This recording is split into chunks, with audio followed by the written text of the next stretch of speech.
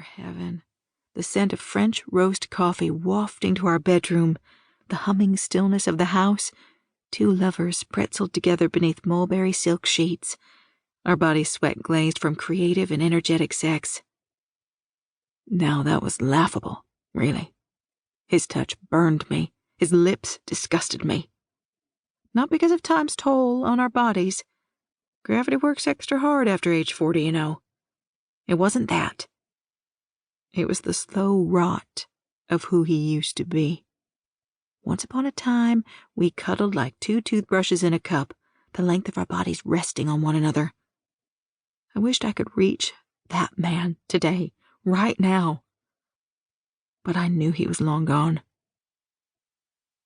I thought about the apology flowers he had just bought me, how his face lit up as he handed them to me, how I tenderly placed them in a vase, admiring his thoughtfulness for a moment. And that moment had dried up with the crisp petals currently scattered along the coffee table. Wilted, dead flowers. They were my marriage's final curtain call, but they weren't enough. Not to save us, not to save him. Remember when we first got married and lived in that tiny apartment in the basement of Cat Lady's house? The whispered question was more for myself than for him. I didn't want to risk waking him. I shook the memory loose. Cat Lady was the nickname we gave the white-haired woman who rented out our basement to us. We could never remember her actual name. It was Slavic, with too many syllables for our all-American tongues to pronounce. But she had at least a dozen cats that we counted the only time she let us into the first floor of the house. The ammonia stench took our breath away. It was a wonder the waterfalls of cat piss didn't leak through the floorboards into the ceiling of our apartment below. Life had been so full of adventure and hope back then. We used to snuggle up on that ratty old sofa we found on the curb, talking about our plans for the future.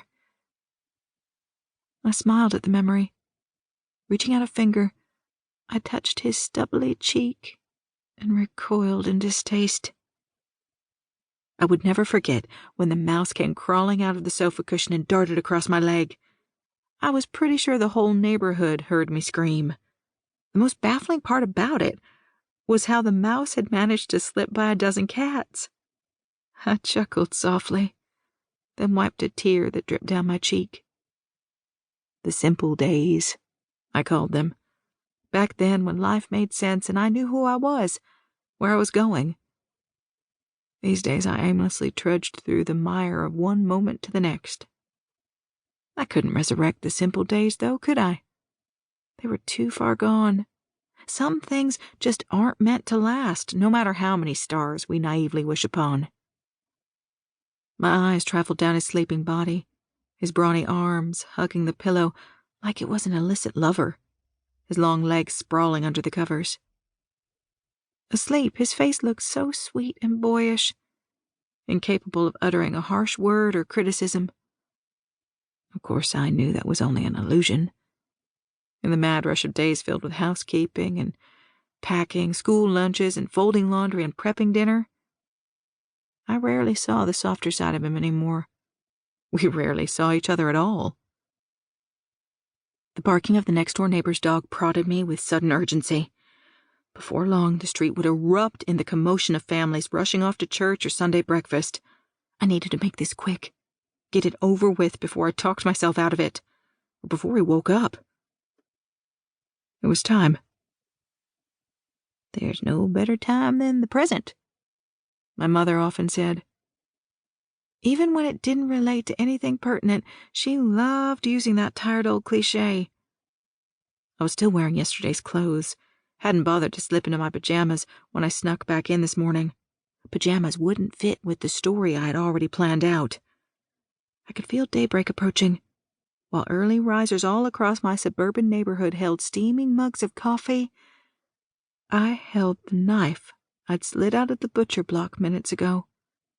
My hand trembled as I lifted the blade and sucked in a steadying breath. Lightly moving the covers aside, I took one last, long, lingering look at the man I was about to kill.